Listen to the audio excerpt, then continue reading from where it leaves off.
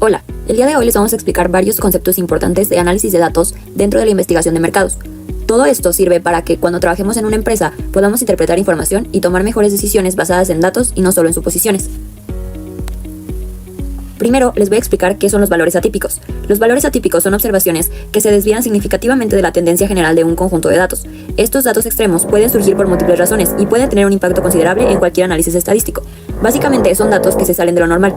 Imaginen que realizamos ventas semanales y todas van entre 10,000 y 20,000, pero una semana aparece un dato de 120,000. Ese número rompe el patrón y nos hace preguntar si fue un error o si pasó algo extraordinario.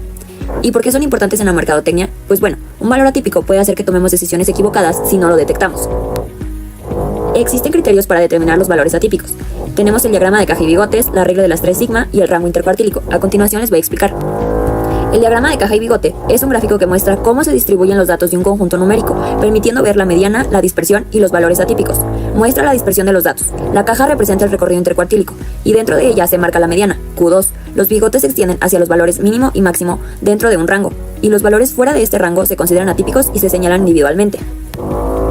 Los elementos principales son la caja, que representa el rango intercuartílico entre el primer y tercer cuartil. La línea dentro de la caja indica la mediana y el segundo cuartil coincide con la mediana. Los bigotes son líneas que se extienden desde la caja hasta los valores mínimo y máximo que no son atípicos. Los puntos fuera de los bigotes son valores atípicos. Este diagrama permite visualizar rápidamente la dispersión, simetría y posibles valores atípicos en los datos. Esta es nuestra base de datos con la que realizamos el ejemplo. Nuestro límite superior es de 1.904.402.56. Nuestro cuartil 3 es 941.720.75. La media son 796.873.75. Nuestro cuartil 2 es 435.180.38. Nuestro cuartil 1 es 157.786.46 y nuestro límite inferior es de 31.79.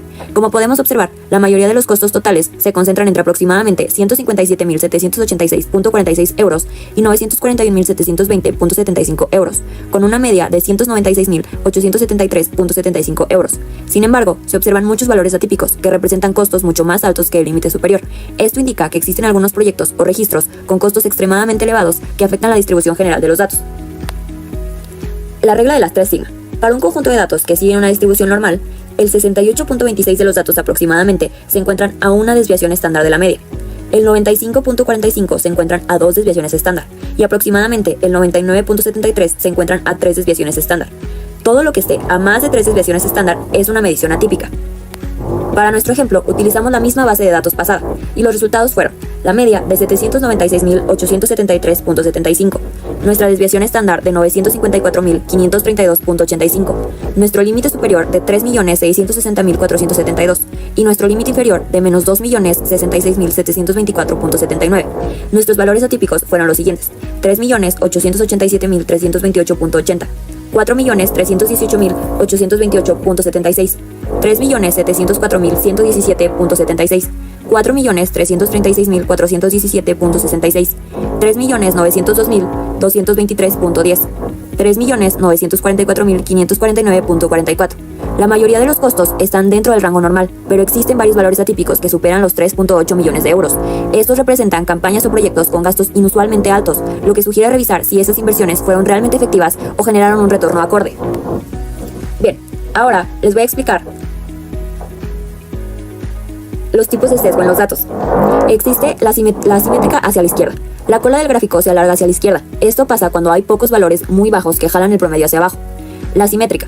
Este gráfico tiene forma de campana perfecta. Los datos están equilibrados a ambos lados. Y la asimétrica hacia la derecha. La cola se alarga hacia la derecha. Esto pasa cuando hay pocos valores muy altos que suben el promedio. Ahora vamos a hablar de los estadísticos robustos. Son métodos estadísticos diseñados para no verse afectados de manera significativa por valores atípicos o errores en los datos. Producen resultados más estables y fiables, especialmente en conjuntos de datos ruidosos o con distribuciones no ideales. Básicamente, son medidas que no se dejan engañar por valores atípicos. Y bueno, los valores que se ven poco afectados por los valores extremos o atípicos es la mediana, la desviación, la moda, pero la media sí se ve afectada. Ahora hablemos de los estadísticos robustos de tendencia central. A continuación, nuestra base de datos con la que realizamos el ejemplo. La media truncada se calcula eliminando un porcentaje de los valores más bajos y más altos de un conjunto de datos antes de calcular el promedio. Le quita un porcentaje de los datos, normalmente los primeros y los últimos. Cuando la media recortada y la media son lo suficientemente diferentes, entonces existe sospecha de valores atípicos. A diferencia de los demás datos que no mostraron tanta diferencia, en los costos totales, la media truncada de 811.165.96 euros y la media original de 796.873.75 euros representan una ligera variación, lo que indica una presencia moderada de valores atípicos. Estadísticos robustos de dispersión. Indican qué tan dispersos están los datos, pero a diferencia de otras medidas, no se ven muy afectados por la presencia de valores atípicos. Esto significa que ofrecen una representación más confiable del comportamiento general de los datos, incluso cuando existen valores que se alejan mucho del resto. Estos se clasifican en medidas de dispersión absolutas no referentes a promedios, medidas de dispersión absolutas referentes a promedios, medidas de dispersión relativas no referentes a promedios, medidas de dispersión relativas referentes a promedios. Las medidas de dispersión absolutas no referentes a promedio son rango o recorrido. Este representa la diferencia entre el valor más grande y el más pequeño de un conjunto de datos. No es un estadístico robusto, ya que puede verse muy afectado por la presencia de valores extremos o atípicos. El rango intercuartílico se obtiene restando el primer cuartil al tercer cuartil, es decir, Q3 menos Q1. Este rango es considerado robusto porque excluye los valores extremos y refleja mejor la dispersión central de los datos. El recorrido semicuartílico se calcula dividiendo el rango o recorrido intercuartílico entre 2. Este valor muestra la mitad de la dispersión existente entre los cuartiles y también es considerado un estadístico robusto, ya que se basa en los valores centrales del conjunto y no se ve afectado por los extremos. En el caso de los costos totales, el rango resulta considerablemente amplio, ya que el valor mínimo es de 332.455 y el máximo alcanza 6.668.840.87. Esta gran diferencia indica la presencia de valores atípicos que afectan la dispersión y la interpretación de los datos. Por otro lado, el recorrido intercuartílico de 4.457.25 en las unidades indica una variabilidad amplia entre los valores centrales, aunque sin presencia de valores atípicos, lo que muestra una distribución estable pero dispersa de los datos. El rango semicuartílico de 156.32 en el precio muestra que los datos están moderadamente dispersos, es decir, no varían mucho y se mantienen bastante estables cerca del valor central. Las medidas de dispersión absolutas referentes a promedio. La primera es la desviación media respecto a la media. Mide cuánto se alejan los datos de su media aritmética usando valores absolutos. No es un estadístico robusto, ya que depende directamente de la media, la cual puede verse afectada por valores atípicos. La varianza indica qué tanto se dispersan o alejan los datos respecto a la media. Se calcula elevando al cuadrado las desviaciones de cada valor respecto a la media, lo que permite observar con mayor claridad la variabilidad total del conjunto. Desviación típica. Mide en promedio cuánto se alejan los valores de un conjunto de datos respecto a la media. Es la raíz cuadrada de la varianza y su interpretación es más sencilla porque mantiene las mismas unidades que los datos originales. El coste unitario tiene una desviación media de 137.60, lo que significa que, en promedio, los valores se alejan 137.60 unidades de la media. Existe una variación moderada y puede verse afectada por valores extremos. La varianza del precio unitario es de 41.437.99, y considerando que su media es de 246.45, se observa una alta dispersión, lo que significa que los precios se alejan bastante del promedio. La desviación típica de los costos totales es de 954.532.85, lo que muestra una gran variabilidad respecto a la media de 1.154.723.64, indicando que los valores de costos se alejan mucho del promedio. Medidas de dispersión relativas no referentes a promedios. El primero es el coeficiente de apertura. Indica qué tan extendidos están los datos en relación con la media, comparando el valor más grande con el más pequeño. No es un estadístico robusto porque se ve afectado por valores extremos. Recorrido relativo. Muestra qué tan dispersos están los datos en proporción al valor promedio, calculando el rango en relación con la mediana. No es robusto, ya que la mediana puede variar entre datos extremos. Coeficiente de variación intercuartílico.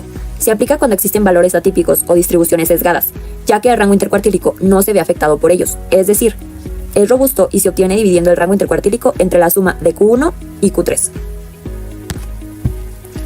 En los costos totales, el coeficiente de apertura de 136.408.23 muestra que los datos están muy extendidos en relación con la media.